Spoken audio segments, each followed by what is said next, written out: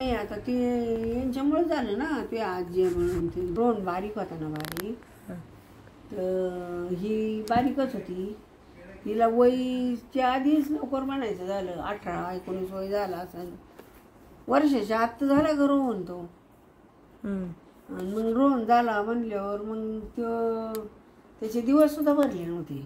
आवडाच असा बारीक मला नाणायचं म्हणून ना, तर मी योग अशी नाणायची, असं पाय टाकून त्याला अशी टाकायची, तेव्हा त्याला नांदता येत होता. आणि ते दवाखान्यात डॉक्टर लोक म्हणले याला काचत ठेव, काच.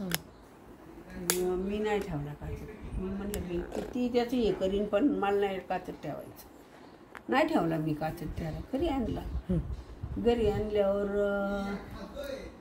आता शाळेत कसं अंगणवाडीत डॉक्टर येतात, तसं त्याला ते डॉक्टरांनी बोलावलं की लहान, आता गावात कसं बालवाडीच्या बायांना सगळं माहिती असं, कुणाचं बारीक पोरी कुणाचं काय. मग ते आम्हाला बोलावलं तिथं शाळेत घेऊन या म्हणून, बाळ ती लसीकरण का काहीतरी होतं. मी गेले घेऊन गेल्यावर त्या सिस्टर मला म्हणल्या, आजी याला खरंच तुम्ही ना काचत ठेवायला पाहिजे, याचे दिवस भरले नव्हते ना, तुम्ही काचत ठेवायला पाहिजे. ते म्हणल्यावर तो चांगला झाला असता. म्हणलं मला डॉक्टर लोक मस्त म्हणली, पण मी नाही ठेवलं. मी त्याची डॉक्टर जशी एवढी काळजी घेते ना, एवढी त्याची काळजी घेते म्हणलं, आणि घेणारे म्हणलं.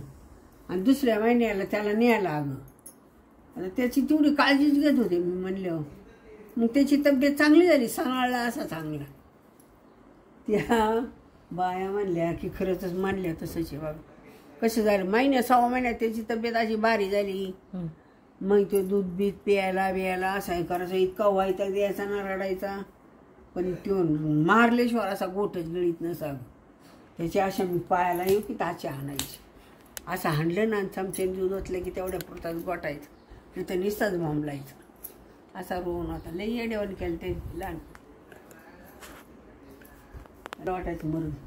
आणि मी नसता सांभाळला तर रोहन जागला नसता, शप्पथ जागला नसता रोहनला. मग त्याचंच मग मला असं वाटत आहे की आपण एवढा त्याला जीव लावलाय लहानपणी, आणि आज त्याला हे करायचं माहिती नाही, बरोबर वाटत.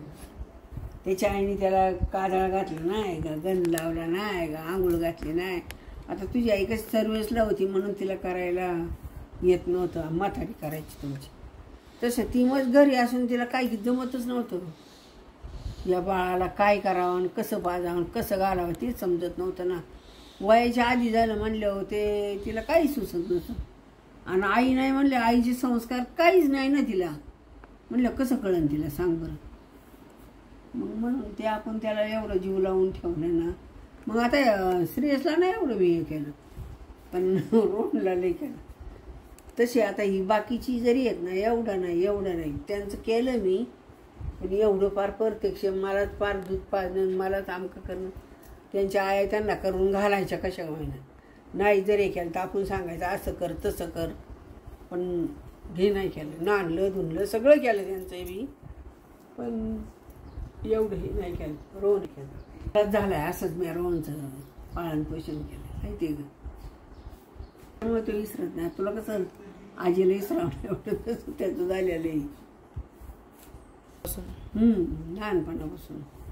मी बी तशीच श्रेयश आहे ना, ती सुद्धा तसंच. त्याला सुद्धा आजी बाबा, त्यांना का तर तिकडचं मामाच्याकडचं आजी बाबा नाही.